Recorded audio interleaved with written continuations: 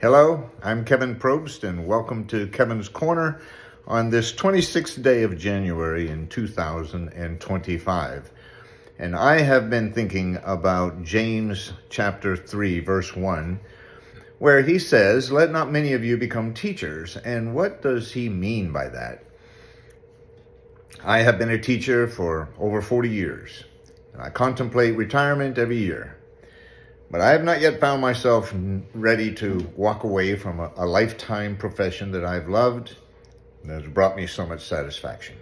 And one reason I sought employment at the school where I work now is because I was drawn to their motto, which says that we're here to educate and inspire this generation to positively impact their culture and their future. And most of my years of teaching have been dedicated to high school students in Christian schools.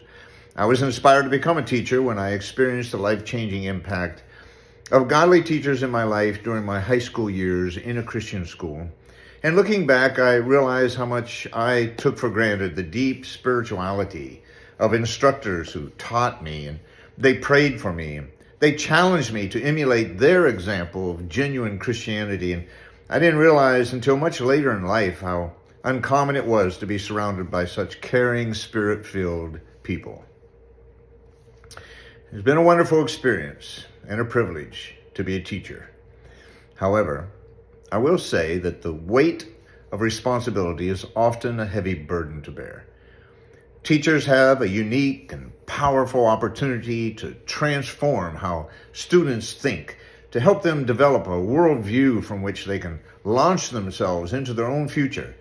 And the best teachers must first love to learn before they love to teach. They must then possess the skills to infect their students with a contagious love for learning. And students must be inspired and empowered to make a positive impact on the world in which they live.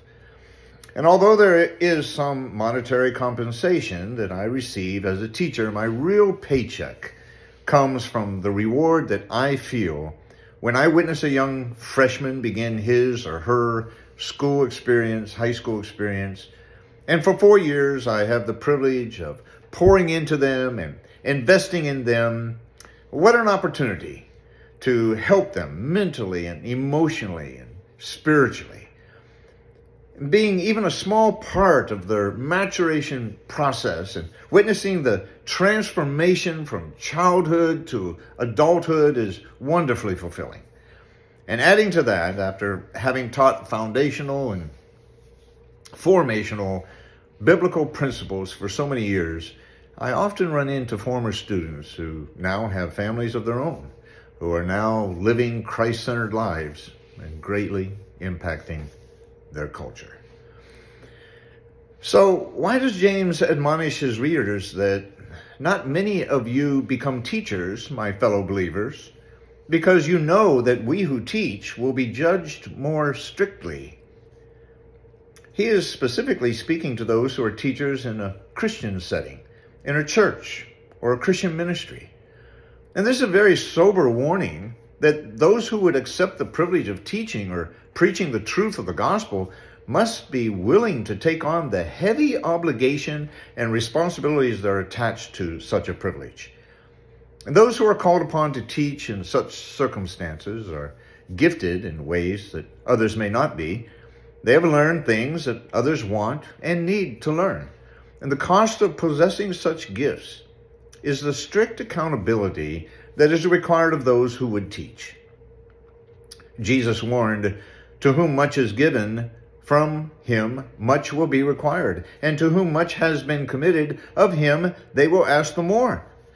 Well, it is true that such teachers have special gifts and talents, but James, who is echoing Jesus, is warning those who would accept teaching assignments to realize that there is a greater level of commitment to purity of character and righteous living required of those who would serve as a beacon of light to others.